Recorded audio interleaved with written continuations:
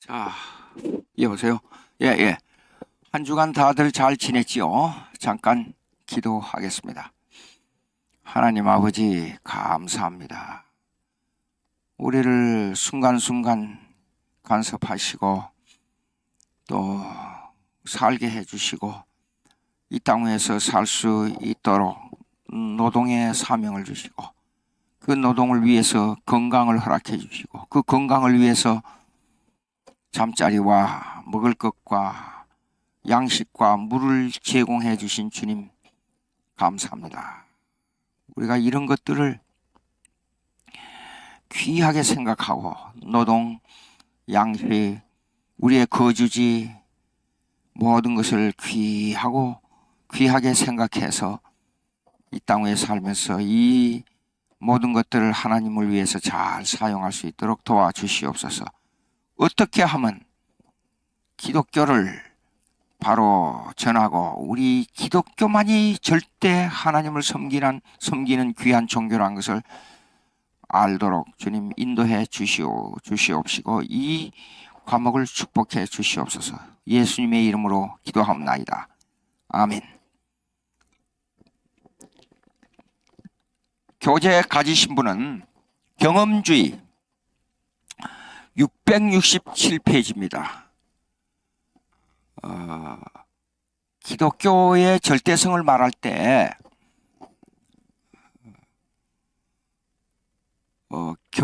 기독교적 경험 그걸 떠나서 여러분 기독교 체험이 다 있잖아요. 저도 체험이 많아요.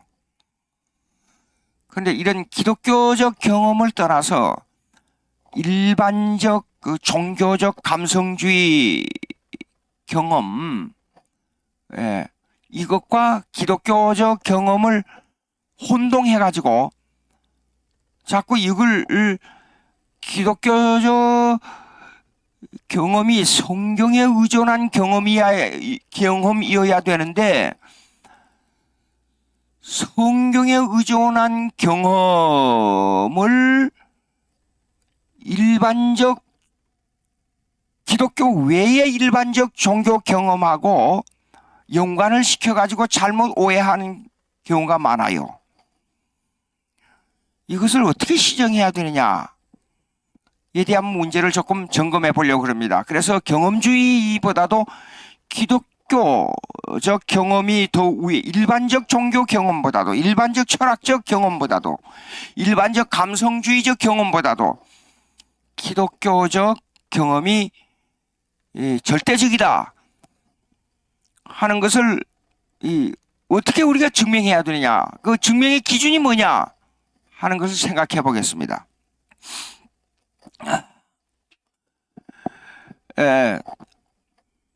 이 경험주의를 생각할 때 심리적 경험주의, 심리적 경험주의를 이렇습니다. 심리적 경험주의를 그러니까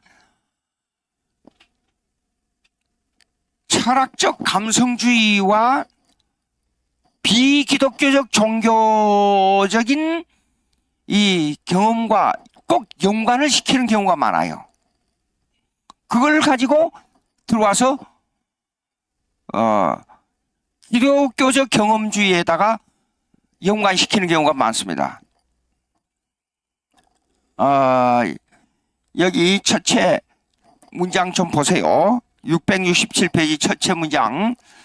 철학 세계에서 말하는 심리적 경험주의를 기독교 변증학에 접목시키는 경우를 종종 보게 되는데 이는 기독교적 경험주의와 전혀 다른 부류의 내용을 억지로 접목시키는 격이 된다.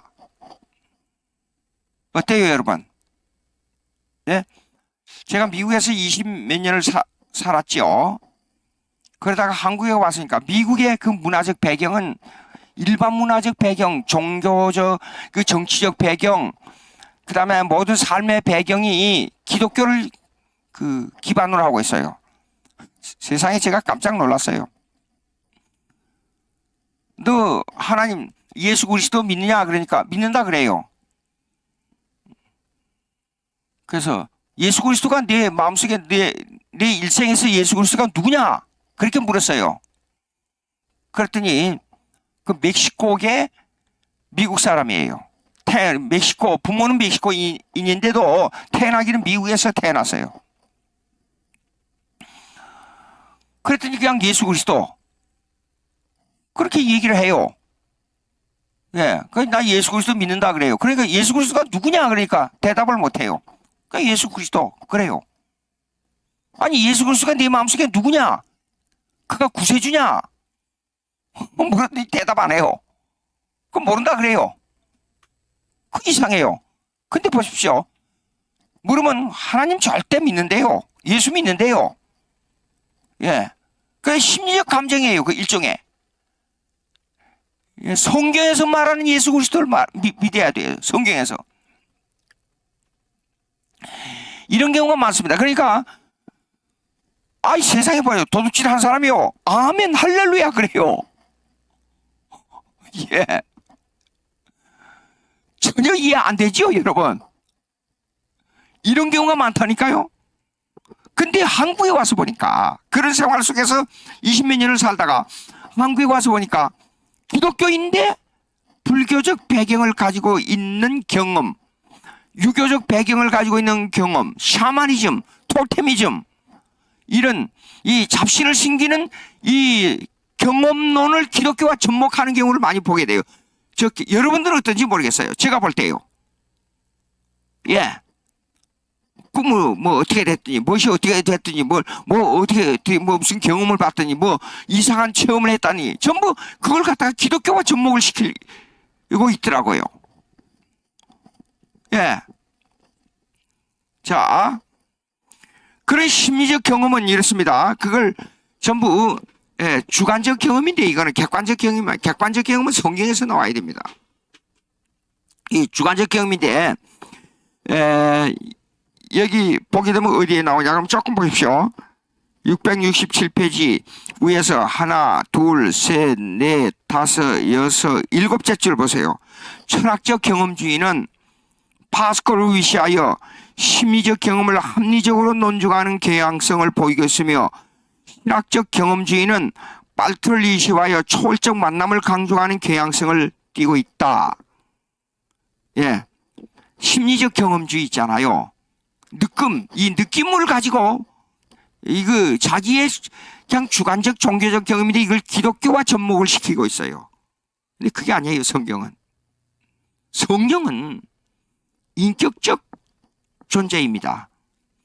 그렇기 때문에 성령이 말씀하신 것의 그 경험은 그 기본 기초가 어디냐 그러면 그 잣대가 어디냐 그러면 성경이에요. 성경에다 기초를 둬야 돼요. 자기 주관적 경험에다가 기초를 두는 게 아니고. 예.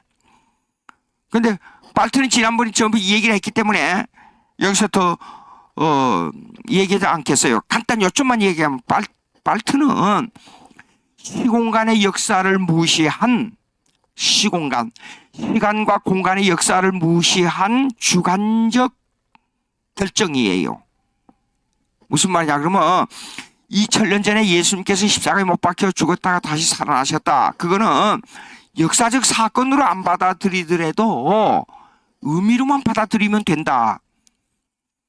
2000년 전에 구속을 이루신 예수님의 사건이 내 것이 돼야 되는데 내 것이 안 돼도 내 생각만 가지고 있어도 된다는 애매한 말을 해요. 순간적으로 말씀이 나에게 임할 때만 하나님 말씀이지 성경에 기록된 객관적 계시가 계시로서의 꼭 받아들일 필요가 없다. 그렇게 말합니다. 발트지 무서운 거예요. 예. 자, 그 다음에 넘어가 봅시다. 여러분 668페이지 한번 보십시오. 플로티누스의 신비적 역사. 플로티누스는 초대교회에 당시에 신플라톤 그러니까 니오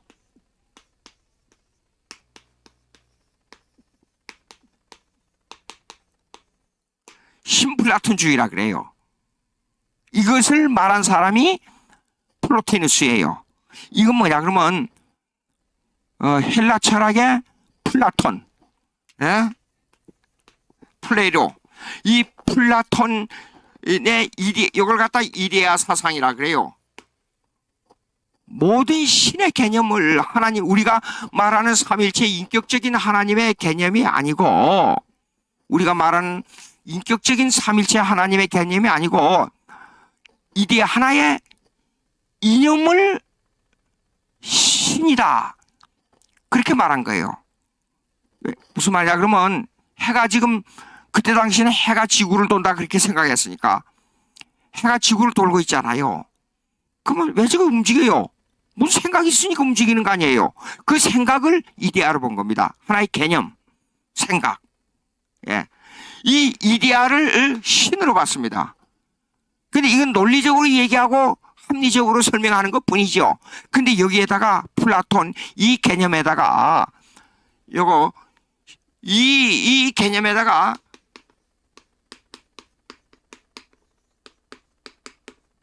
신비주의 사상을 첨가해가지고 설명한 철학이에요. 이걸 갖다가 니우 플라토니즘이라 그래. 신비주의를 첨가해가지고. 그러니까 물론 기독교에도 신비주의가 많이 들어있잖아요. 그러나 우리는 그 신비주의를 역사와 관계를 가지고 있어요. 실제적으로 나타난 사건, 시공간 속에 일어난 사건. 예. 근데 플라톤은 그 신비주의를 개념으로만 끝났어요. 역사하고 관계가 없이. 예. 근데 이걸 갖다가 그 역사하고 관계가 없는 그 개념으로만 생각하기 때문에 이 개념으로만 생각하게 되면 그것이 애매하게 나타나지 않아요. 예. 그 애매하게 나타난 사건을 갖다가 실제로 심리적 사건으로 접목시키기 위해서 신비주의를 거기에다 가미한 거예요. 플라톤 이데아 사상 플러스 신비주의. 그걸 니오 플라토니즘이라 그래요. 반쪽. 니오라는 것은 라틴에서 나온 말인데 요거는 반쪽이란 뜻이에요. 반쪽. 반쪽이란 뜻이에요. 반쪽. 예. 그 반쪽 플라톤주의. 그래서 신플라톤주의라 그래요. 이 신플라톤주의는 플라톤 더하기 신비주의. 그래서 플로티누스의 신비적 요소 한번 보세요. 그러면 플로티누스는 초대교회니까 204. 그러니까 3세기. 이때는 5세기 전까지는 교부들의 신학이라 그래요. Ante-Nicene Fathers. 교부들의 신학. 이게 변증하게 얘기하려면요.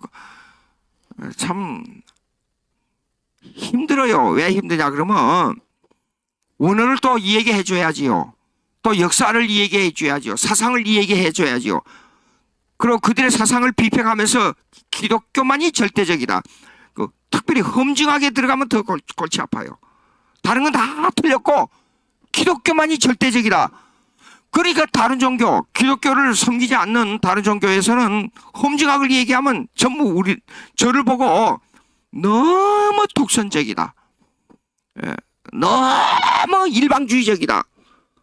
그래 공격을 엄청 많이 받아요. 근데 여러분 예수 믿어봐요. 성경을 읽어봐요. 그렇게 될 수밖에 없어요. 그런데 애매하게 여러분 기독교는 이렇습니다. 흑백이 정확해요. 하얀 건 하얀 거다. 검정 거는 검정 거다. 그거 정확해요. 예수님이 말씀하신 것 보세요. 애매한 게 있어요. 헬라어를 보면 이렇습니다. 예수님이 가정에서 이거는 이럴 것인데 이렇게 하면 잘못되었고 저렇게 하면 잘못될 것 같은데 이건 이렇게 되었으면 더 좋았을 걸 그렇게 말한 적이 있어요. 찾아봐요. 한번 예수님께서 말씀하신 내용을 전부 가지고 찾아봐요. 예수님은요 절대 명령 그 다음에 능동태로 말씀했어요. 예수님께서 이건 이렇고 저건 저렇다. 예? 이렇게 하라. 이거 하지 말아라. 다른 종교적 개념, 다른 철학적 개념, 다른 미신적 개념 전혀 타입이 안 돼요. 나는 오직 하나님의 아들이야. 나는 이렇게 했어. 후회가 없어요. 과거에 대한 다시 돌이켜보는 일이 절대 없어요. 예? 내가 그렇게 말한다고 주위에 좀 애매한 신학, 자유주의 신학, 예? 빨투주의 신학, 이런 사람들부터 공격을 많이 받아요. 나 어저께 어느 신학교 가서 강의를 했어요. 보니까 현대 신학을 가르치는데 보니까 포스트 마더니즘, 현대 포스트 마더니즘 그러면 19세기 이후, 그러니까 2000년, 쉽게 말해서 정확하게 말하면 1914년 1차 대전 이후의 사상을 말해요. 근데 그 사상을 말할 때는 현대 신학과 현대 사회주의를 사상을 비평하면서 성경만이 바른 것이다, 이걸 말해줘야 되는데, 아니 그 사상을, 자유주의 사상이 들어있는 그 사상을 가르치고 있다고 그래요 거기서. 그래서 나 그 자리에서 비평해버렸어요. 그러니 나의 공격을 많이 받을 거 아니에요. 그것도 목사가 그렇게 가르쳐요. 당장 화가 막 머리끝까지 올라오는 거예요. 예수님이 어떻게 그렇게 말해줘요. 유대주의, 헬라 철학, 그것도 약간 인정하면서 하나님 말씀이 이렇다 그렇게 했어요 예수님이. 그런 얘기만 나오면 난 열이 나요. 이상해요. 예. 하나님의 말씀은 절대적이잖아요. 100%를 옳다 그래야 되잖아요.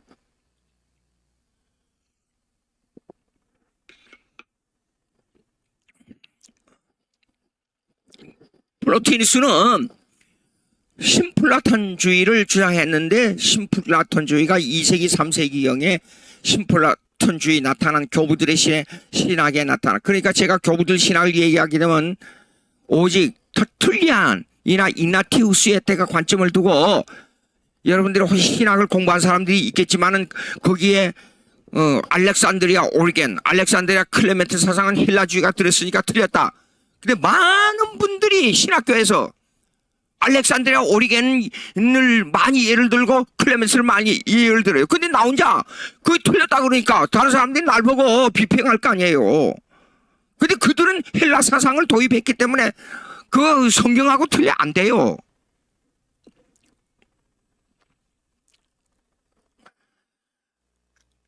읽습니다. 플로티누스는 플라톤의 이데아 철학의 신비주의를 첨가하여 신플라톤주의 철학을 제창한 사람이다. 예. 근데 거기에 조그만 1번 보세요. 가로 1번 밑에 내려가서 셋째 줄, 밑에서 셋째 줄. 범신론 내지 만유 내재 신론의 신비주의. 플라톤의 이데아로는 범신론적이며 만유 내재 신론의 요소를 내표하고 있었다는 것을 언급했다.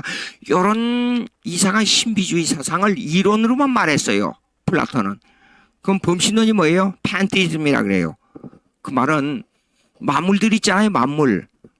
가만히 하나님 없이 한번 생각해봐요. 예수 그리스도 없이 가만히 생각해봐요. 예수 그리스도 없이 생각하면 그 말이 옳은 걸로 들려요. 해가 움직이고 있잖아요. 예? 나무가 자라고 있잖아요. 동물들이 걸어다니고 있잖아요. 동물들도 생각이 있는 것 같지 않아요. 근데 어떤 사람들은 이 동물들을 거기에는 각혼이 들어있다고. 그것도 이상한 말이에요. 왜냐하면 창조할 때 이 자연의 법칙을 하나님께서 만들어 주시고 그 인간에다가 그 동물들에다가 감각적인 요소를 줬어요. 그들은 지혜를 사용할 수 있는 능력이 없어요. 영혼이 없기 때문에. 예. 근데 그걸 보고 혼이라 그러는데 그것도 또 이상해요. 무슨 혼이냔 말이에요, 혼이. 창조의 법칙이 그렇게 되어 있는데. 여러분 가만히 생각해봐요. 그래서 그게는요, 이 플라톤의 여기 보십시오. 이데아로는 뭐냐면, 이데아로는 뭘 포함하고 있냐면, 판티즘. 즉, 이 범신론을 포함하고 있단 말이에요. 범신론이 뭐예요? 동물이 움직이니까, 개한테도 뭡니까? 거기에 대한 개한테 해당되는 그 신이 있고, 그 다음에 나무가 자라지 않아요. 분명히 무슨 그 속에 뭐 개념이 있지 않아요. 거기에 왜 자라느냐? 그래서 거기도 신이 있다. 해가 움직여요. 해가 저거 왜 움직이지? 저기에 대한 무슨 이데아, 즉 신이 있기 때문에 움직이는 거 아니야. 예? 여러분 생각해 보세요. 사람이 뭐 생각이 있잖아요. 생각 속에 하나님이라는 개념이 들어있잖아요. 그런 방향으로 생각한 거예요. 근데 우리는 영혼의 개념이 하나님과의 교제 관계에 있기 때문에 다른 이 만물하고는 전혀 다른데 그렇게 생각한단 말이에요. 예? 그걸 갖다가 범신론이라 각자 모든 움직이고 모든 하는 거기에는 다 각자의 신이 들어있다. 그걸 범신론이라 그래요. 그 다음에 자연신론 있어요. 자연신론. 이거 보세요. 만유내재신론이라 그래요. 이걸 갖다가. 만유내재신론은요. 모든 각자 만물이 다 움직이지만 이것을 전체로서의 하나로 봅니다. 예? 전체로서. 그러니까 the one as the whole. 그러니까 전체로서의 하나 단자론이라 그러는데 이거요.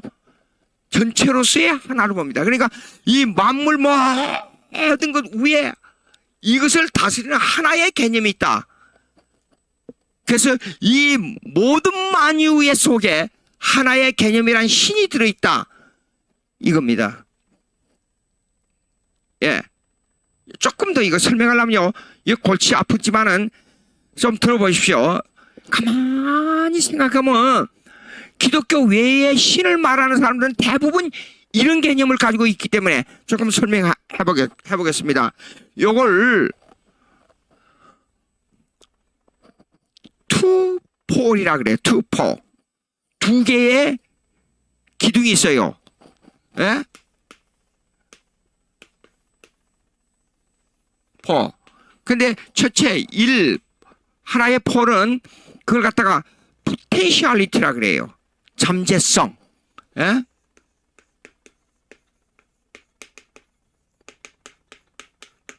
예.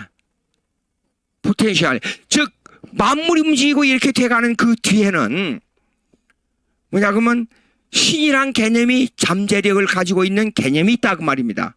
이 잠재력이랑 다른 개념이 뭐냐 그러면 인간이 이렇게 제가 이렇게 서 있잖아요. 김양주가 서 있다. 볼 때는 이렇게 모습이 이렇게 있잖아요. 그러나 제 속에는 뭐가 있냐면 생각이 있잖아요. 그 생각을 포텐셜리티라 그래요. 내가 말을 하잖아요. 말은 이 생각 속에서 나오잖아요. 그러니까 그 생각 속에서 나오는 그걸 갖다가 액츄얼리티, 생각은 포텐셜리티. 그래서 이것이 시공간 속에서 나타난 것을 보고 액츄얼리티라 그래요.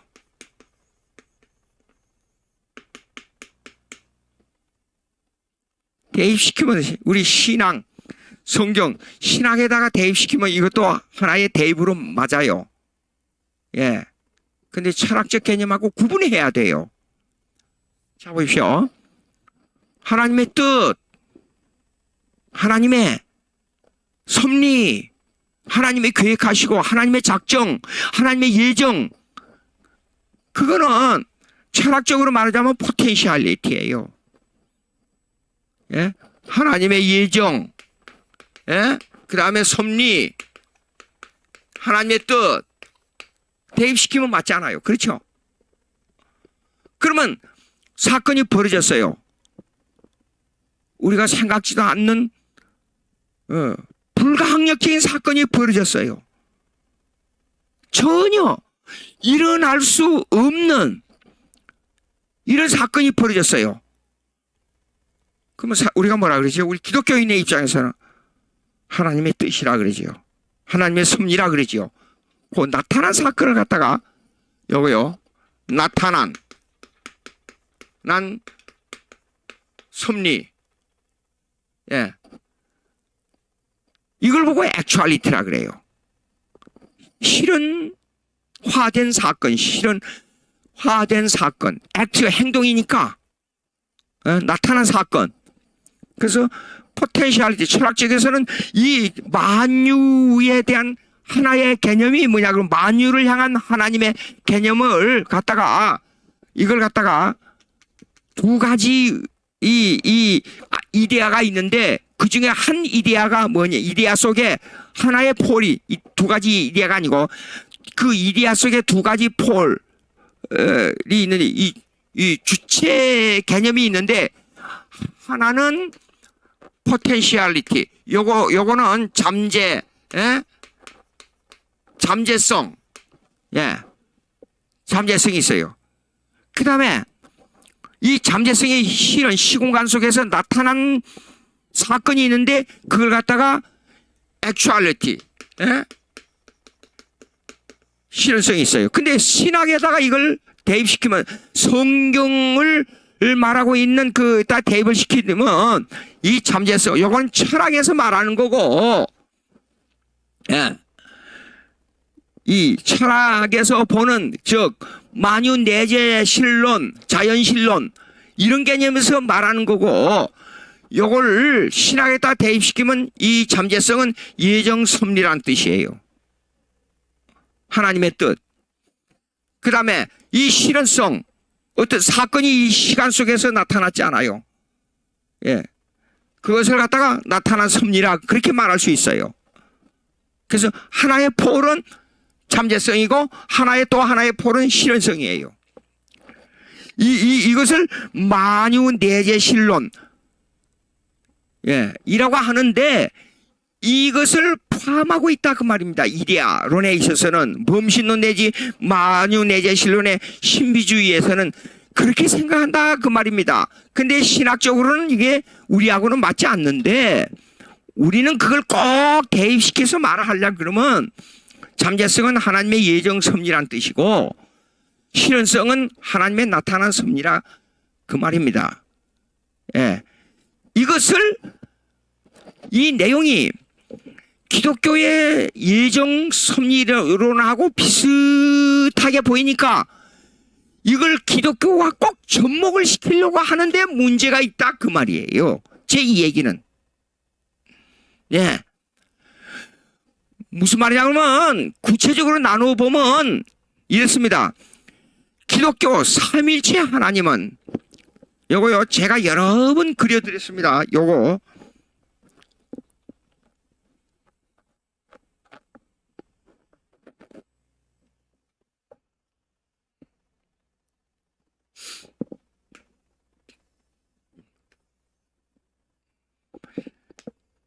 하나님의 예정, 신적 작정,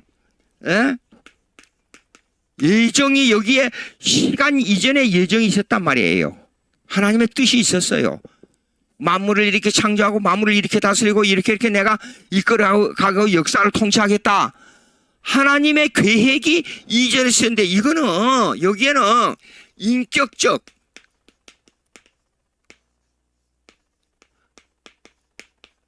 삼일체의 하나님이 있었단 말입니다. 기독교의 신론은 만유 내재 신론, 범신론적 개념이 아니고 인격적 삼일체 하나님으로부터 나오는 뜻, 계획이에요.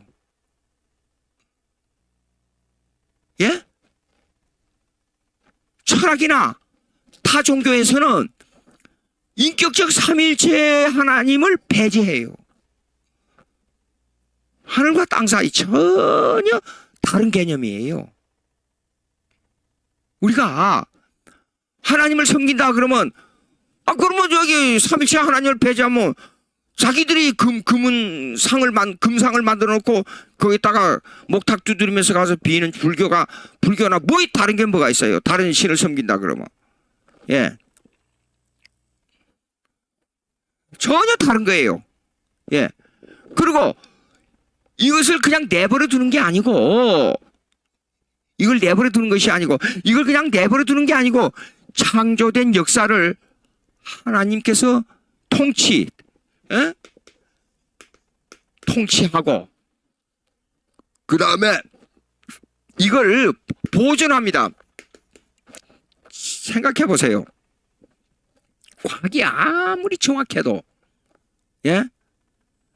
과학이 아무리 정확해도 어떻게 365일 무거운 지구가 그 공중에 떠 있는 해 주위를 1초도 틀림없이 정확하게 돌고 있어요.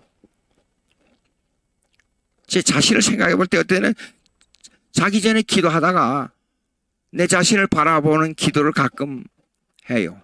물론 주위의 것도 다 기도하지만 하나님 아버지 내가 누구입니까? 하고 물어봐요. 근데 심장이 수십 년 동안 100세를 살지 모르지만 요즘 뭐 100세 시대라 그러니까 100세를 살지 내일 죽을지 사행 날짜는 딱 정해져 있어요. 우리가 말하는 사행이라 하는 말은 죽는다는 의미가 아니고 변화 과정이에요. 변화 과정. 이 땅에 살고 있는 육신과 영혼이 갈라져 가지고 내 영혼이 하늘나라에 가는 그날이 보통 사람들이 말하는 사형 날짜예요. 그러나 우리는 변화 과정이기 때문에 영혼이 하늘나라에 가고 예수님이 재림할 때는 내 육신과 영혼이 합해 가지고 영원한 천국으로 하나님과 영원한 사귐 교제 속으로 들어가는 거예요. 예. 나 자신이 누구냐? 그건 물어봐요. 혼자 독백, 모놀로그 독백을 많이 해요. 그 이제 기도의 시간이니까. 그 독백 시간에 왜 이렇게 심장이 오랫동안 똑같이 규칙적으로 피가 심장 속에 들어갔다 나갔다 들어갔다 나갔다 하면서 이 조그만 날름막이라는 하나의 이 몸속에 있는 이 기구로 말미암아 피를 조절하고 있는가? 하나님의 통치와 보존 때문에 그래요. 그리고 이걸 섭리합니다. 섭리. 이 프라비덴스라는 단어의 의미를 보면 이런 거예요. 하나님의 이 창세전의 계획이 시간 속에서 그대로 집행된다는 뜻이에요. 모든 사건이 우리 주위에 일어난 사건이 신비롭지 않아요? 신비롭지요. 여기서 왜 제가 그러냐? 이 말씀을 드리느냐? 여기요. 플로티누스가 말하는 이 이데아론 플러스 신비적 요소는요. 그 신비적 요소는 다른 게 아니고 그때 당시에 동방의 신비주의를 가입한 거예요. 동방의 신비주의가 뭐예요? 그때 지금으로 말하자면 터키 쪽에 있는 그걸 동방의 신비주의.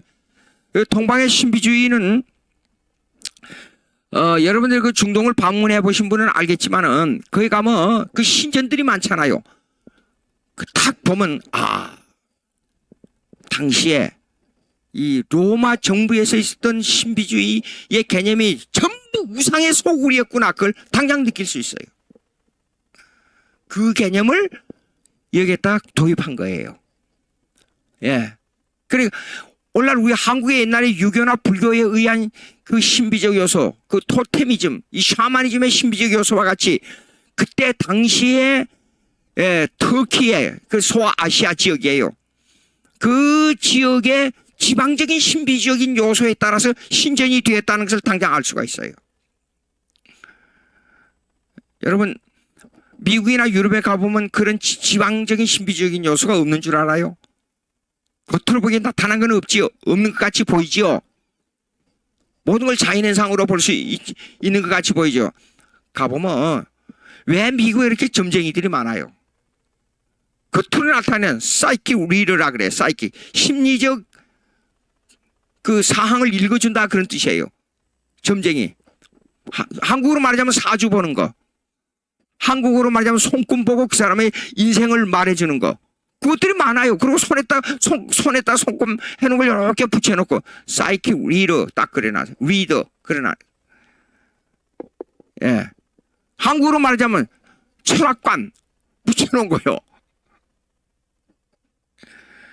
그것이 전부 지방의 신비주의예요. 예? 생각해 봐요. 하나님의 뜻에 의해서는 내 일생이 결정되어 있어요. 내 욕심대로 말하자면 이래요. 내가 죽었다가 다시 살아나서 미국의 대통령 아들로 태어나면 좋겠고, 그 유명한 뭡니까 워렌 버핏 세계 뭐 몇째 가는 부자의 아들로 태어났으면 좋겠다, 그런 생각하죠 인간적으로. 근데 난 인간적으로 생각하면 내가 불교의 석가보다 유교의 저 뭡니까 공자보다 내가 훨씬 몇백 배가 더 낫다고 생각하는 이유가 뭐예요? 그들은 죽어서 어디로 가느냐가 문제예요. 그렇지 않아요? 영원히 어디로 가느냐. 자, 이거 간단합니다. 요런 내용들이 우리는 예수 믿고 하늘에 간다는 것이 목표가 딱 정해져 있기 때문에 간단한 내용이에요. 제가 여러분에게 말씀드리는 거. 그런데 문제가 뭐냐? 신비주의를 말하고 하나님을 말하고 종교를 말하고, 에? 그것을 경험주의, 신비적 경험주의를 말하지만 이것이 기독교의 관점으로 볼 때, 성경이 말씀하는 관점으로 볼 때 지금 이걸 뭘 말하느냐, 이것을 구분해서 기독교 절대주의를 말해야 우리의 입장에서 험증하게 바로 성립된다, 그 말이에요 지금. 자, 플라톤의 이데아로는 범신론적이며 만유 내재신론을 요소를 내표하고 있다. 요거에 대해서 꼭 초점을 둬서 제가 잠깐 설명한 겁니다. 자, 보세요. 669페이지 보세요. 둘째 패러그래프. 플로티누스에게 있어 신이란 모든 지식과 존재를 넘어선 단일자. 아까 제가 단일자 잠깐 얘기했어요. 원. 단일자를 지칭하는 말이에요. 이거 단일자 뭐냐? 그러면 이렇습니다. 간단하게 말씀드리고, 아까 지금 설명만 조금 말씀드렸어요. 근데 단일자는 뭐냐면 모든 만물, 모든 우주 위에 신이라는 존재는 하나밖에 없다, 그런 뜻이에요. 맞는 것 같죠? 여러분 어때요? 맞죠? 근데 그 단일자를 말하는 것이 아니라 우리는 인격적인 삼위일체의 하나님을 말해요. 한 분 하나님이지만은, 단일자를 말하는 게 아니라 우리는 한 분 하나님이지만은 인격적인 삼위일체가 들어가야 돼요. 그리고 거기에 따른 신적 작정, 예정이 들어가야 돼요. 별거 아닌 것 같죠, 차이가? 한 분을 말하니까 한 분은 맞는데 그걸 구체화시키면 엄청난 차이가 있어요. 설명을 보세요. 한번 이 설명 말하는 거요. 플로티누스가 말하는 거요. 즉 둘째 패러그래프 둘째 줄입니다. 신은 지식, 인격, 그리고 존재에서 무로 통한다. 구체적으로 말하니까 전혀 다른 게요. 자, 단일자 하나를 말하는데, 신은 지식이 없다, 그 말이에요. 인격 아니에요. 삼일체의 하나님은 반드시 인격입니다. 그러니까 우리가 기도하잖아요. 하나님을 아버지로 부르잖아요. 예수님을 구세주로 부르잖아요.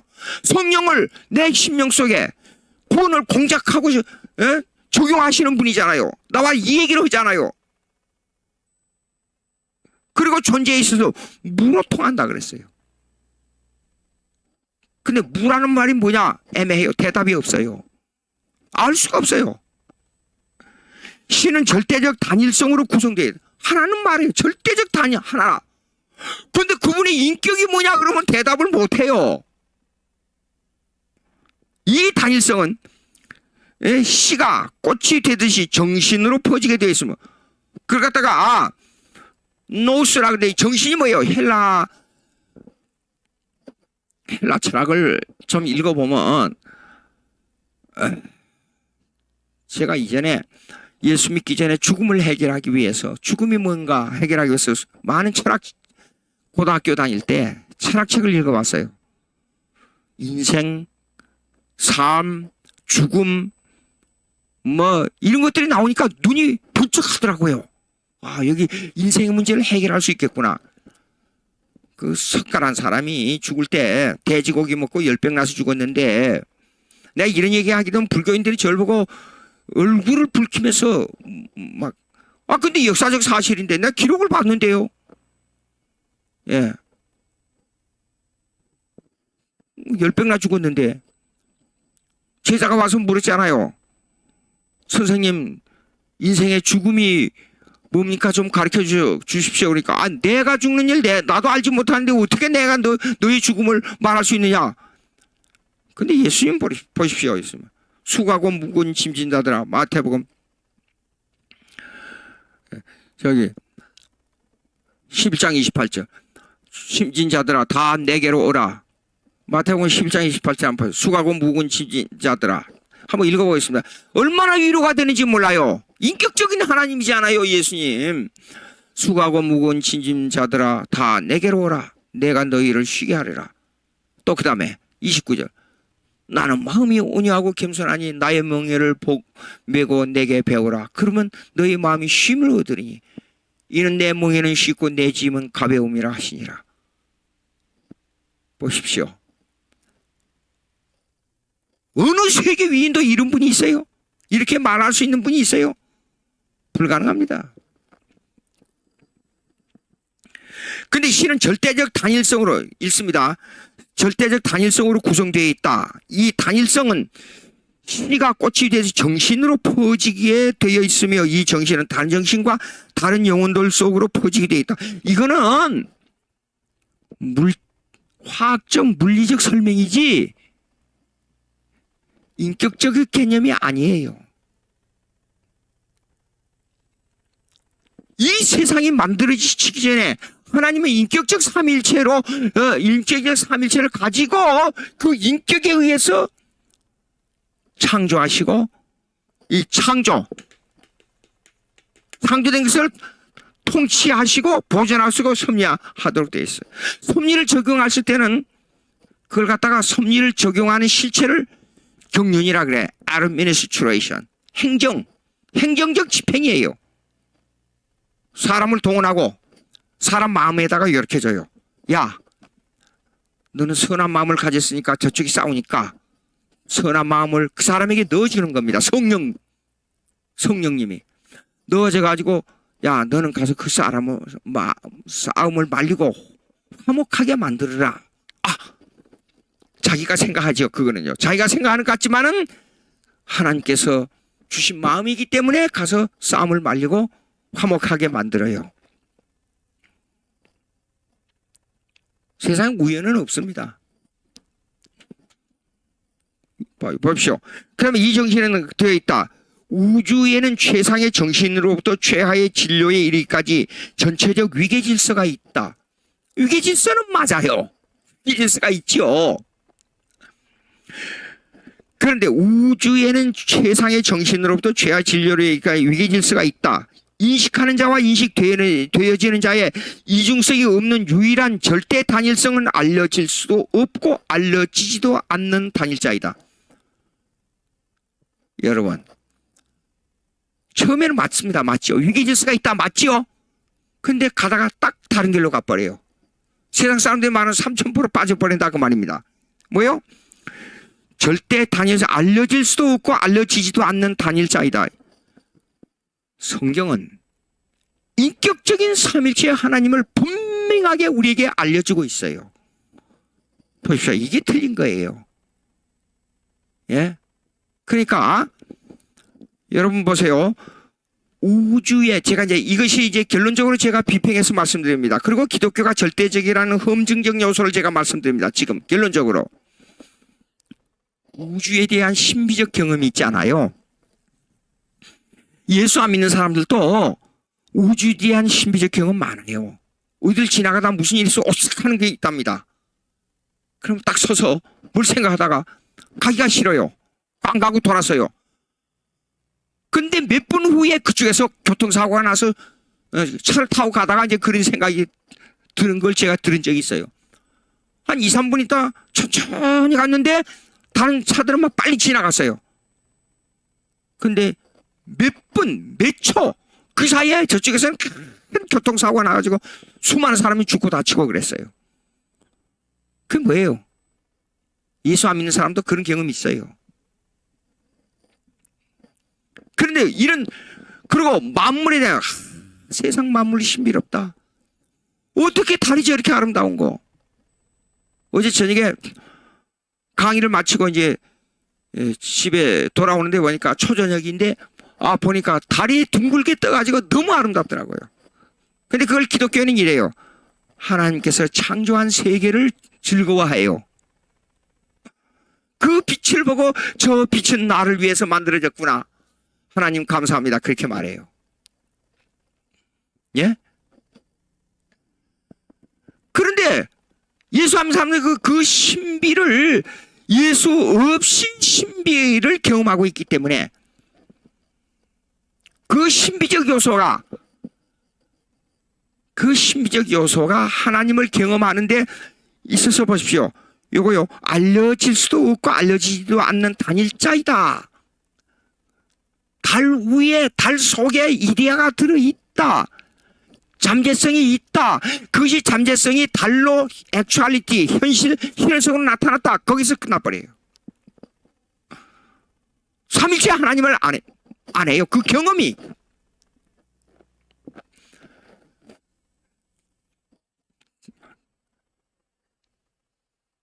자, 그 다음에 조금 더 나가서 봅니다. 2번 670페이지 한번 보세요. 670페이지. 신비적인 직관이나 연합에 의한 경험론. 여러분 참 구분하시기 바랍니다. 기독교인이 돼가지고 신비적인 경험이 많지요. 저도 그런 경험을 많이 했어요. 그럴 때 제가 생각을 많이 해요. 이것이 하나님으로부터 온 경험인가 아니면 내 스스로 신비적인 직관에 의한 경험론인가? 이런 생각을 많이 해요. 그게 뭡니까? 인간은 영적인 존재로 창조되어 있기 때문에 비록 내가 예수를 안 믿어도 신비적인 생각을 안 하고 사는 사람은 한 사람도 없어요. 하나님이 없다 그러죠? 거짓말이에요. 어떤 예수 안 믿는 사람들은 하나님이 없다 그러죠? 새빨간 거짓말이에요. 왜 거짓말이냐? 위험에 처하면, 혼자 외롭게 있을 때 위험에 처하면 하나님을 안 부를 수가 없어요. 자기도 모르게 나와요. 예? 여기서 신비적인 직관이 뭐예요? 신비적인 직관이라는 것은 뭐냐? 그러면 인투이션이라고 해요. 인투이션. 인투이션은 뭐냐? 직관은 외부로부터 오는 모든 것들을 이해하는 감각적인 요소예요. 눈을 감고 만물을 볼 수 있다는 것은 거짓말이에요. 그 본다는 것이, 이 눈이라는 본다는 것이 직관이라고 말이에요. 듣지 않아요. 그래서 갖다 오성이라 그래요. 오성. 그러면 이해한다는 말을 포함하고 있는데, 보고, 듣고, 말하고, 느끼고, 생각하는, 이것들은 만물이 들어오는 것에 대한 이해하는 도구예요. 이걸 보고 오성이라 그래요. 근데 이 속에는 신비적인 요소가 들어있어요. 여러분, 신비적인 요소는 갑자기 시공간을 넘어선 그냥 사건이 확 나타났다. 그게 아니라 구체적으로 들어가면 신비적인 요소가 많이 들어있습니다. 제가 미국에 살 때 제 음악을 좋아해가지고, 우리 사람이 이제 피아니스트예요. 그러니까 피아노를 치게 되면 그 소녀의 기도 같은 거, 반주할 때 이제 찬송가를 부르면, 제가 찬송가 부를 때 우리 사람 보고 꼭 이 곡을 좀 쳐달라 그래요. 그리고 이걸 더 아름답게 부르기 위해서 이걸 어떻게, 이 곡에는 박자와 음정과 이걸 어떻게 조화를 해야 되냐 생각을 많이 해요. 그래서 많이 느끼기 위해서 이제 로스앤젤레스에 거기에 가게 되면 그 야외 음악당이 있습니다. 1만 명 이상을 수용할 수 있는 야외 음악당이에요. 엄청납니다. 거기에요. 근데 이제 거기 가면 베토벤의 교향곡이 있고 교향곡 9번, 그 9번의 합창은 진짜 천사의 소리와 같아요. 수백 명이 나와서 연주하고 합창하는데 그 곡이 끝나고 그러면 곡이 끝나고 나서 1시간 가까이 박수를 해요. 그 찬양을 하는 그 대원들이 떠나질 않아요. 1시간 서 있어요. 그 박수를 받느라고 막 소리 지르고 그렇게 아름다워요. 특별히 그 유명한 그 지휘자가 한다 그래서 그날 표를 사가지고 우리 둘이 우리 사람하고 가서 교향곡을 들었는데 그 주빈 메트라고 하는 사람 인도계 유대인이 지휘자예요.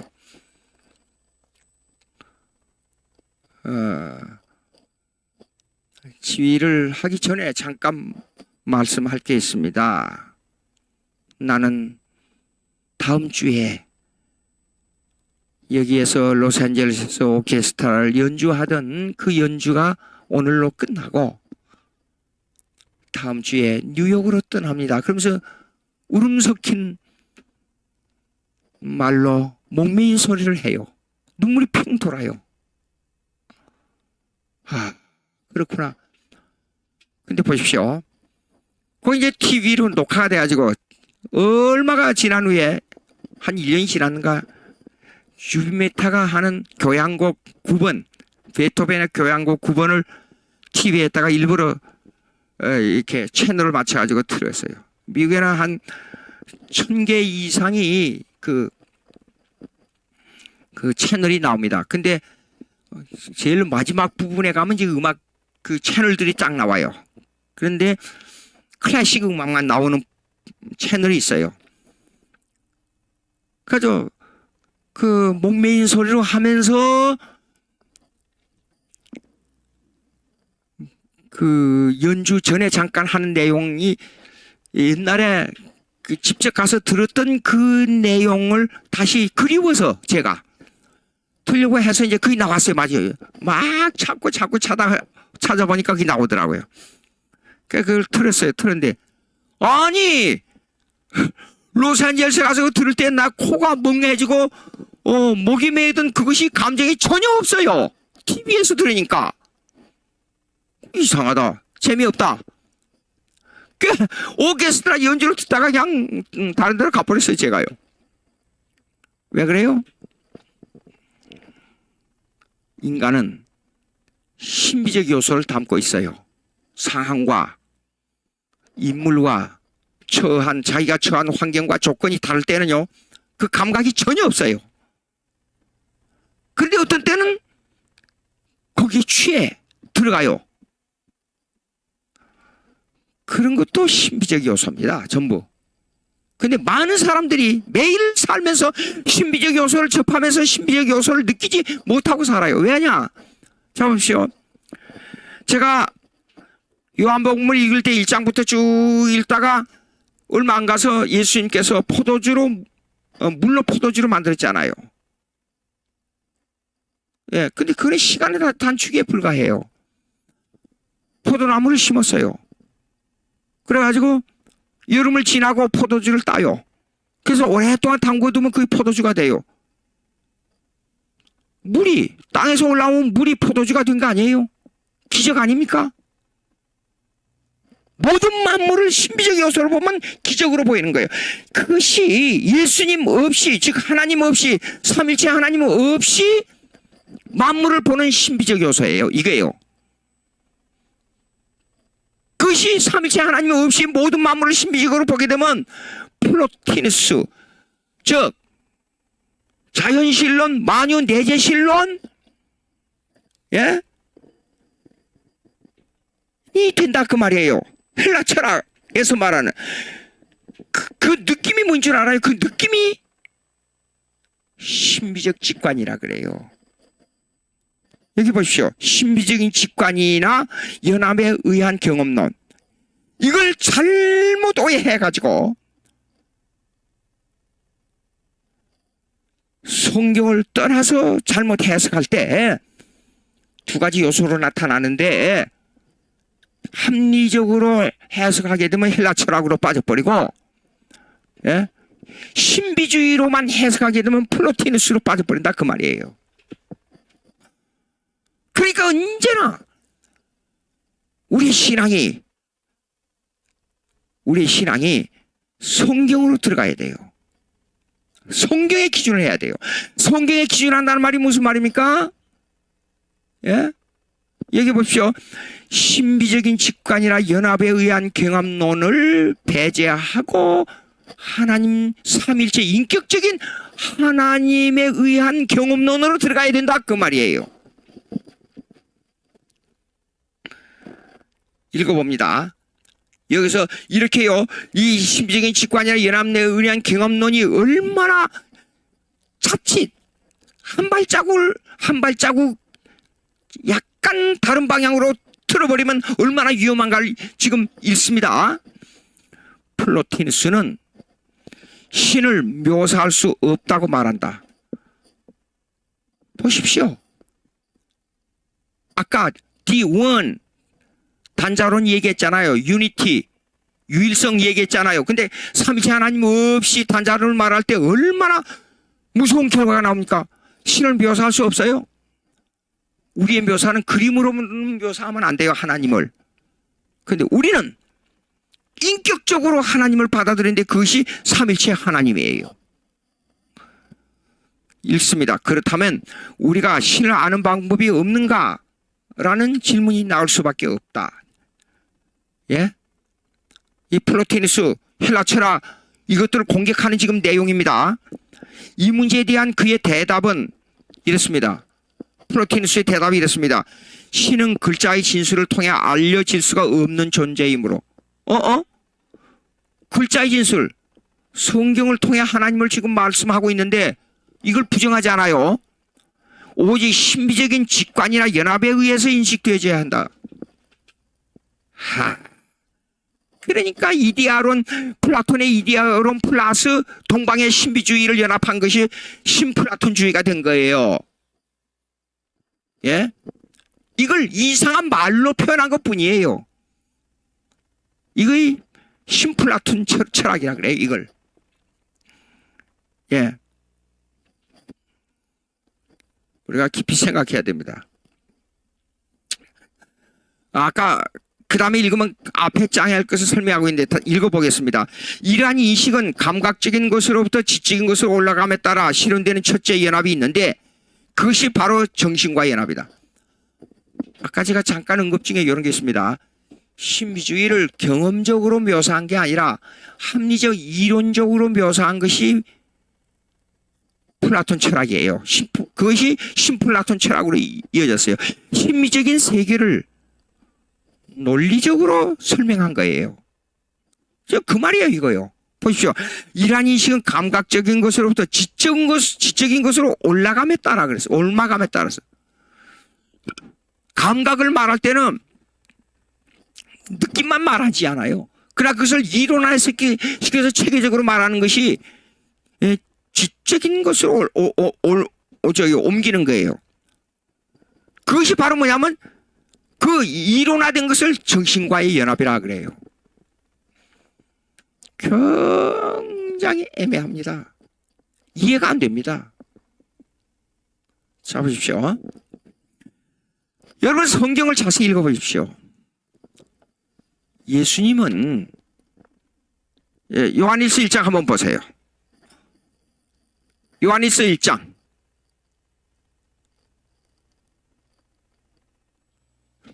예? 요한일서 1장 1절.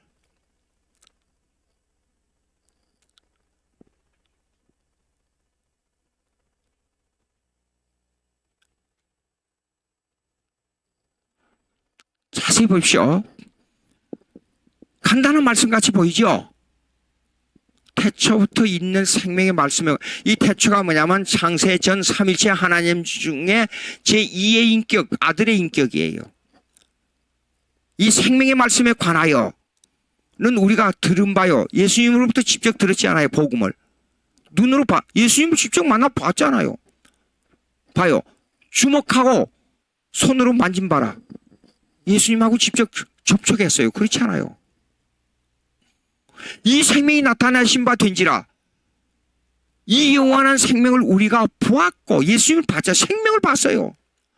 증가하여 너희에게 전하는 이는 아버지와 함께 계시다가 그래 창세 전에 여보시오 이 그림.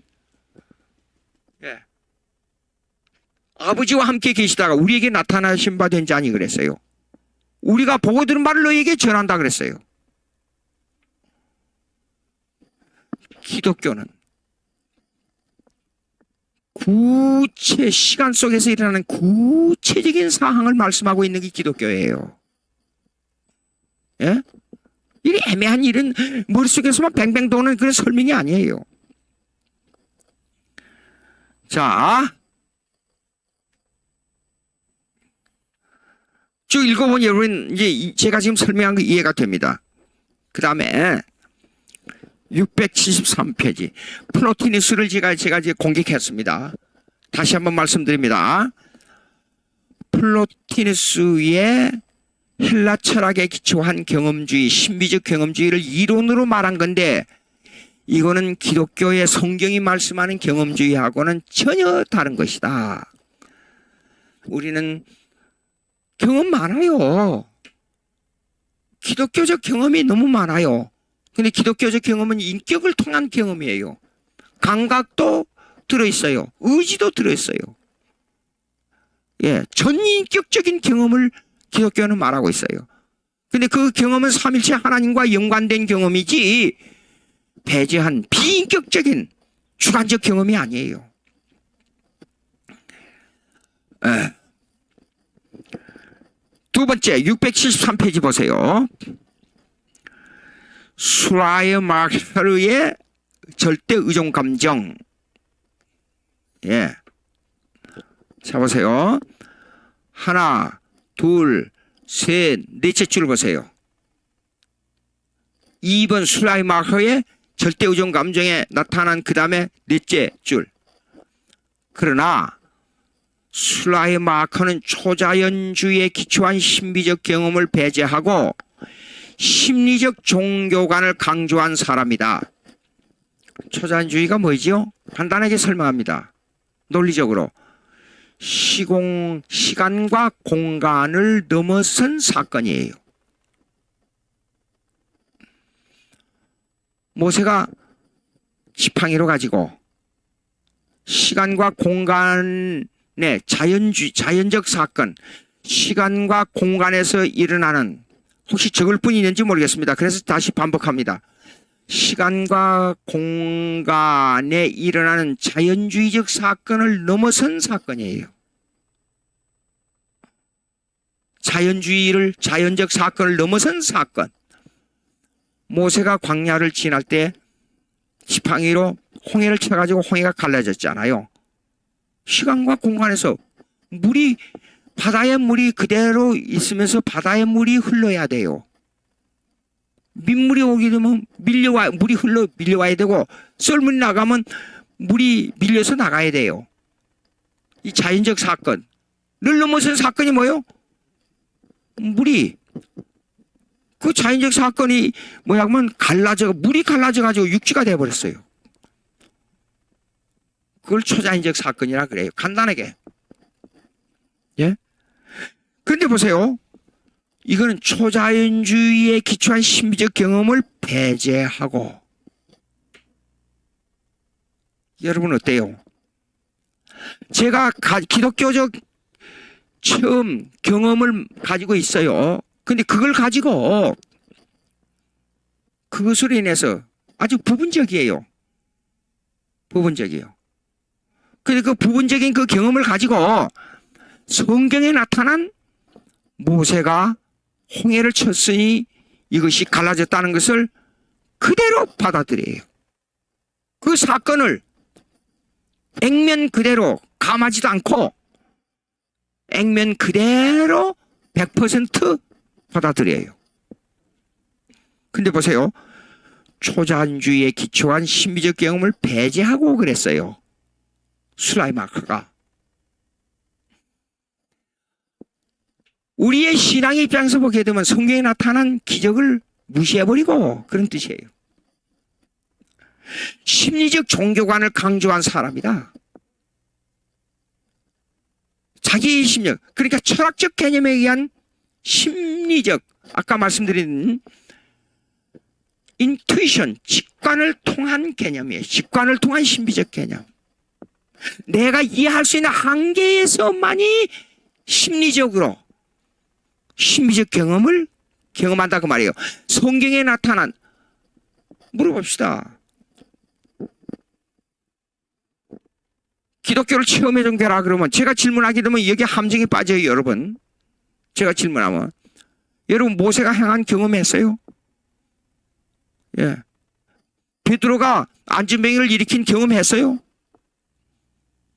바울이 3층 천에 올라간 그 경험했어요?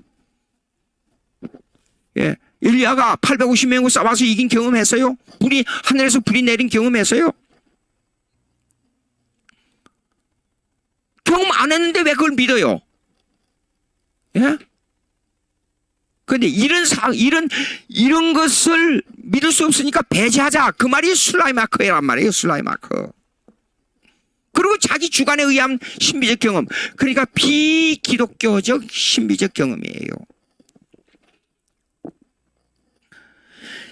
그래서 이 신비적 경험을 가지고 그걸 절대화하는 것을 보고 뭐라냐 그러면 자기의 주관적 경험에 의한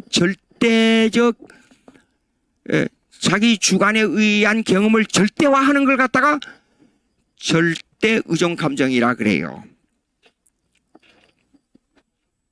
이걸 feeling of absolute dependence라 그래요.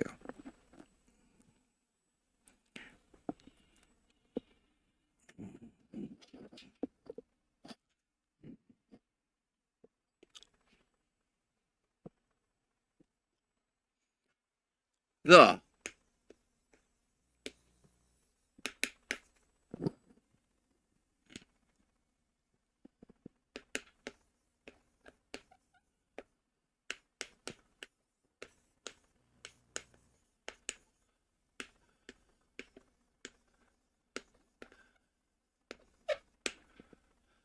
feeling of absolute dependence, 절대 의존 감정이라 그래요. 제 설명하고 충분히 이해될 줄로 믿어요. 예? 절대 의존 감정이 뭐냐? 다시 한번 여기요. 그대로 보십시오. 초자연주의에 기초한 신비적 경험을 배제하고 심리적 종교관을 강조한 사람이다. 그것이 바로 절대 의존 감정의 이론이다. 비기독교인이 와가지고 예수 안 믿어요. 예수를 구세주. 어디서 내가 전도하니까 이러더라. 사람 참 환장해요. 하나님만 믿는데 예수 구세주 안 믿어. 참, 그거 어떻게 설명해야 돼요?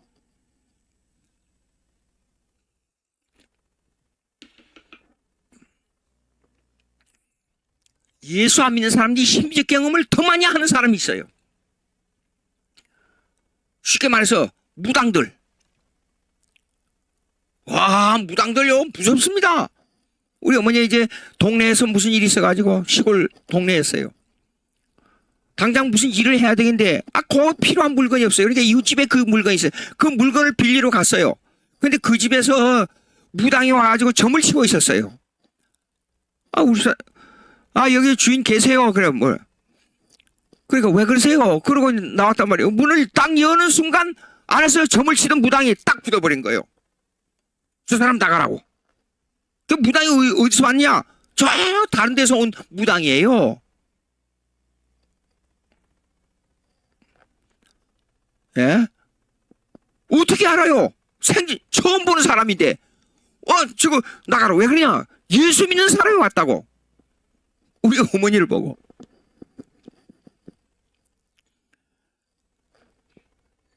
예, 그런 그 신비적 경험. 그러니까 보세요. 여러분. 삼일체 하나님. 간단하죠? 하나님을 아버지로 모셔야 돼요. 인격적인 아버지. 나를 지배하시고 나를 이 땅에 보내시고 나로 하여금 하나님의 정한 뜻을 이루기 위해서 나를 지배하시고 통치하시고 나를 이끌어 가신 하나님 아버지, 그 아버지께서 나에게 영원한 생명을 허락하시기 위해서 그의 독생자 예수 그리스도를 제2의 인격인 하나님을 이 땅에 보내주셔가지고 아들의 이름을 가지고 이 땅에 오셔서 동정녀 탄생하시고 율법에 순종하시고 십자가에 죽으시고 부활하시고 승천하시고 하나님 우편은, 하나님 우편은 항상 권능으로 계신다 그 말이에요. 권능으로 계시다가 재림하시면 이 세상 모두를 심판하시고 믿지 않는 자를 형벌로, 믿는 자를 상급으로 주셔서 한날에 간다. 이게 간단한 문제죠. 그거 예수 믿는 사람 그거 말하지 않는 사람 누가 있어요? 신앙 고백하잖아요. 근데 이 문제가 모든 역사를, 인류의 역사를 통틀어 볼 때 대단한 일을 한 사람 같이 보이는, 대단한 철학을 말하는 사람, 대단한 학문을 말하는 사람 같이 모든 것을 극복할 수 있는 힘이 여기 있는 거예요. 예? 여러분, 금방 예수라마의 절대 의존 감정을 정의했습니다. 근데 보세요.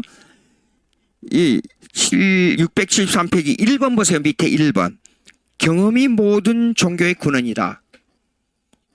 기독교도 경험이 있어요. 경험이 없다는 거 아닙니다. 근데 보세요. 읽어봅니다. 술라이마크가 주장하는 종교적 경험은 플로티누스의 심미적 경험주의하고는 다른 양상을 나타내요. 뿌리는 같아요. 근데 양상이 좀 달라요. 뭐냐면 말하는, 그가 얘기하는 거 들어봅시다. 인간은 임의대로 생각하는 일반적인 개념으로서 종교를 거절한다. 그는, 자, 플로티누스는 일반적인 종교 개념을 쉽게 말해서 이랬습니다. 무슨 말이냐 그러면 불교도 유교도 만유내재 신론을 말하니까 모든 만물에 신이 있다 그러니까 일반적인 개념이에요. 예, 그 말은 뭐냐 그러면 WCC라는 얘기 들었을 겁니다, 여러분. WCC는요 사이비 악마의 집단입니다. 제가 WCC를 반대하기 위해서 제네바에 들렸어요. 참 말할 수가 없는 기가 막힌 일이 있어요. 강단이 이렇게 있잖아요. WCC 본부에 가서 그 미국에서 온 마을 비치라는 사람이 있어요. 메노나이트라는 종교 단체가 있어요. 자유주의 종교 단체 메노나이트. 예, 이렇습니다. 근데 그 마을 비치하고 이제 논쟁이 벌어졌어요. 저하고요. 강대상을 가지고 여기 앞에서 이제 논쟁을 벌였는데 강대상이 이렇게 있잖아요. 예. 그리고 여기에는 벽이 있잖아요.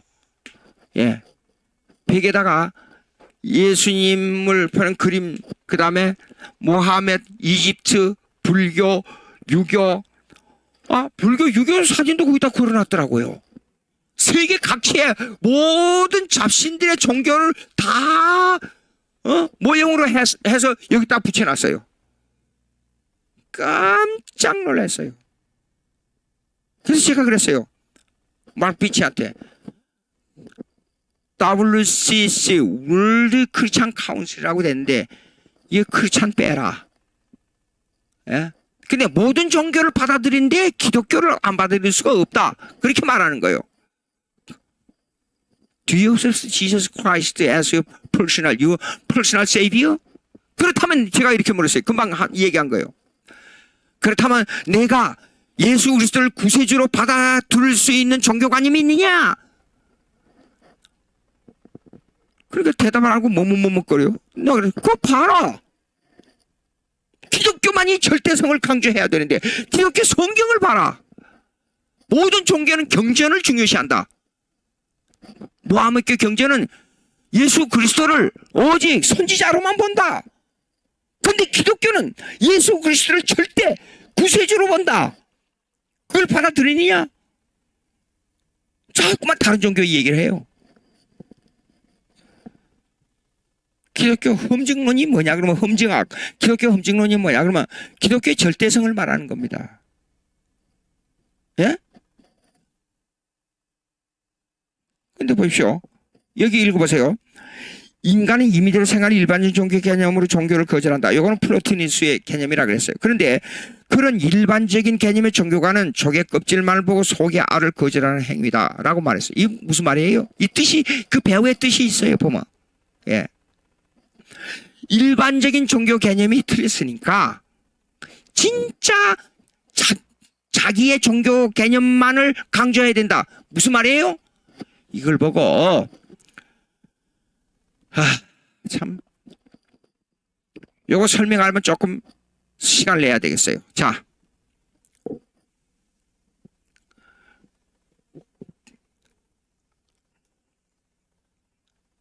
여러분 종교의 객관성과 주관성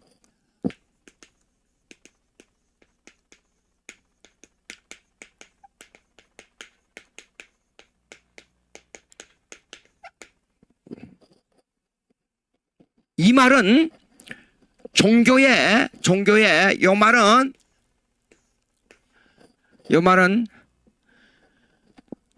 종교의 역사성과 종교의 절대성이라는 말을 포함하고 있어요. 근데 기독교 외의 종교관을 주장하는 사람들은 이것을 이 객관성과 역사성을 기독교 위의 사람들은 모든 종교를 같은 역사성으로 봅니다.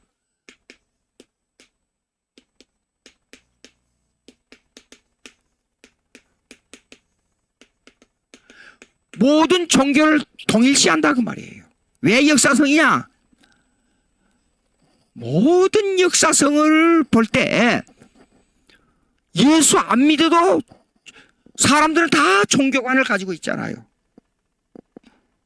역사 속에서 나타난 모든 종교. 예? 그걸 갖다가 그것이 19세기에 나타난 종교사학파라 그래요. 19세기에. 이 말은 뭐냐 그러면 기독교만을 절대성으로 하지 말아라. 종교의 객관성을 찾아야 되니까 불교도 유교도 모하메교도 토속 종교도 그들의 장점을 만들어서 통합하자. 그것이 종교의 객관성, 역사성을 주장하는 이 나쁜 무리들의 생각이에요. 이 단어를 설명하려면 상당히 골치 아픈데요. 이 단어의 요 단어는 이렇습니다. 이 종교사학파라 그러는데 종교사학파는 예.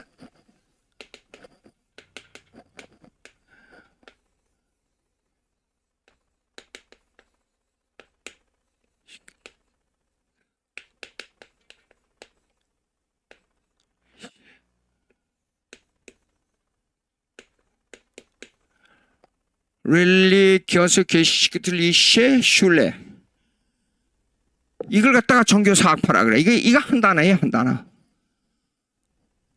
잠깐요. 미안합니다. 하나, 둘, 셋, 넷,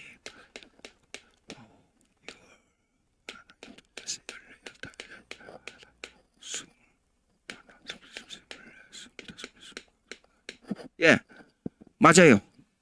하도 단어가 기니까.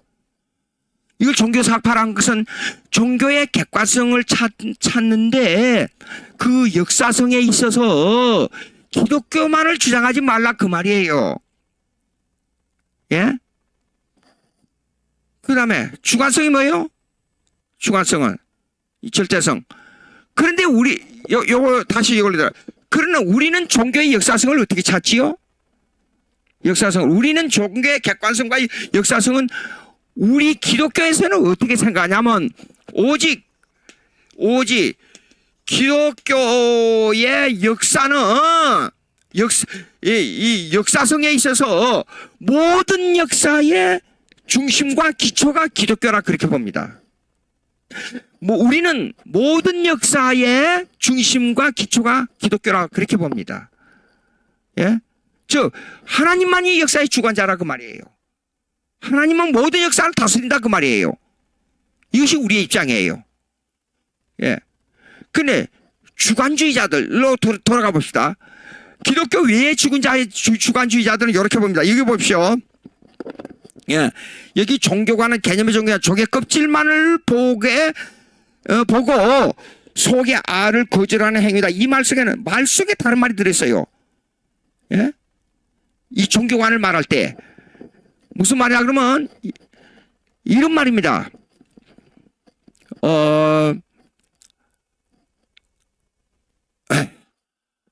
아니 불교도 도덕을 말하고 기독교도 도덕을 말하면 도덕이면 되지 않냐? 어? 도덕주의를 잘하면 불교나 기독교나 똑같은 거 아니냐? 그리고 내가 그걸 받아들일 때 그것이 종교관이 되는 거 아니야? 주관적, 쉽게 말해서 내가 받아들일 때. 그 뭐야? 그 기초는 어디에 있어요? 여기 말한 대로 종교 개념 종교는 조개 껍질만을 보고 속에 알을 거절하는, 속에 알만 보면 되지 않냐 그 말이에요. 도덕론 하나만 가지고 도덕론이 알이니까 알만 받아들이면 되지. 왜 기독교에 일어난 모든 것들을 다 종합해서 우리에게 강요하느냐? 그 객관성 말하지 마. 내가 받아들이면 되지. 내가 불교 좋아하면 불교 좋아하는 거지. 유교 좋아하면 유교 좋아하는 거지. 예? 그걸로 끝. 이런 주의를 말하는 거예요. 알만 껍질 필요. 그럼 우리가 구체적으로 얘기해 봅시다. 조개가 자라는데 껍질이 필요해 안 필요해요? 예? 내가 알만 빼가지고 먹으면 된다. 그렇지만 조개가 자라는 과정을 생각하지 않고 알이 그냥 어디서 하늘에 뚝 떨어져요?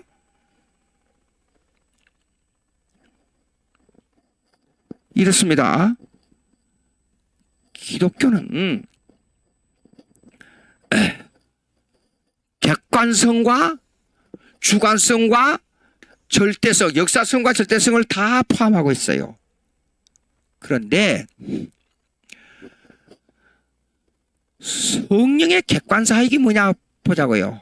성령의 객관사역은 뭐냐 그러면 하나님이 모든 걸 창조하지요. 창조한 걸 다스리지요. 섭리하시죠. 이거는 일반축의 성령의 사역이에요. 성령이 보십시오. 여러분 성경 자세히 보세요. 창세기 1장 1절에 성령 루악 그 뭐냐면 하나님의 영이 수면에 운행하시더라 그 말이죠. 그잖아요. 그것은 성령이 이 만물 속에 일반은총의 역사 속에서 간섭하고 지배하고 이 만물을 이끌어가는 시간과 공간 속에서 실제로 그것을 그 만물 속에서 일하시는 분이 성령이에요. 그냥 내버려둔 게 아니에요. 만물을 하나님께서. 예. 그걸 공작하고 일하시는 분이 성령이에요. 예. 그러니까 만물과 모든 사람을 다스리고 국가를 다스리고 마음 보십시오. 성령이 어떻게 하신 줄 알아요? 마귀를 사용해요. 다윗을 훈련하기 위해서 사울에게 악령을 넣어줬지 않아요. 하나님께서 악령을 넣어줬다고 그러지 않아요. 구약 사무엘 상하 읽어보세요. 예. 그러니까 모든 사람을 조화롭게 이끌어가려 하는 우리 역사의 역사성, 역사의 객관성을 우리는 받아들여요. 그러나 우리는 나에게 닥치는 조개 알만을 찾는 게 아니에요. 우리는 그런 모든 껍질도 포함하고 있는 모든 역사를 우리는 받아들이지만은 나 개인에게 역사하시는 성령의 사역을 또 받아들인다 그 말이에요. 아무리 예수님이 십자가에 못 박혀 죽으시고 부활하시고 죄인을 위하여 십자가에 못 박혀 죽어서 죄값을 하나님 아버지에게 치르셨다 할지라도 그것을 내 마음속에 공작하시고 적용하시는 이는 성령에 의존하지 않고는 안 돼요. 성령이 내 마음속에서 역사해야 예수 그리스도를 믿게 된다 그 말이에요. 그것이 주관성이에요. 절대성이에요. 그러니까 여기 보세요. 조개 껍질만을 보고 속에 알을 거절하는 행위이다. 이 말이 틀린 거예요. 우리는 조개 껍질은 조개 껍질로서의 사역을 받아들이고 저게 알은 알로서의 사역을 우리는 받아들여야 돼요. 그러게 경험이 모든 종교의 근원이다. 이거는 내가 주관적으로 경험하고 있는 것만 받아들이겠다 그 말이에요. 그게 틀렸어요. 여러분 보십시오. 제가 다시 말씀드립니다. 이전에 말씀드린 내용이 있습니다. 내 개인 하나의 역사가 전 인류와 관계를 가지고 있어요. 즉 조개 껍질과 알과 연관성을 말하는 거예요. 나하고는 상관이 없는 사람들이 무수히 많잖아요. 근데 그것도 역사론으로 볼 때, 이 객관성으로 볼 때, 역사성으로 볼 때 나와 관계를 가지고 있어요. 나는 한국으로 볼 때 5천만 지는 한국 사람들과 관계를 가지고 있어요. 그것은 그 중에 우리 할아버지 조상들과 관계를 가지고 있어요. 그 조상들로 인해서 내가 태어났잖아요.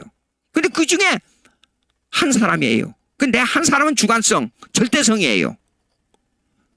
그러나 할아버지 5천만 민족은 객관성이에요. 역사성이에요.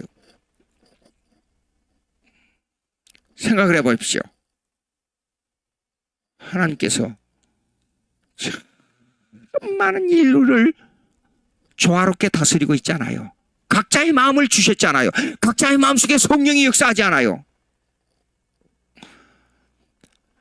이런 거를 모르고 경험이 모든 종교의 근원이다. 알만 딱 먹고 나 혼자만 생각하는 것. 저게 알만 생각하는 거. 틀렸어요.